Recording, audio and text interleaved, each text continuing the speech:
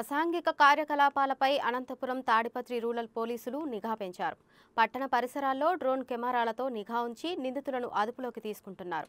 అందులో భాగంగా ఆటోనగర్ సమీపంలో బహిరంగంగా మద్యం తాగుతున్న ఇద్దరు వ్యక్తులను గుర్తించి వారిపై కేసు నమోదు చేశారు. ఎవరైనా జూదం, బహిరంగ ప్రదేశాల్లో మద్యం తాగినా చర్యలు తప్పవని పోలీసులు హెచ్చరించారు.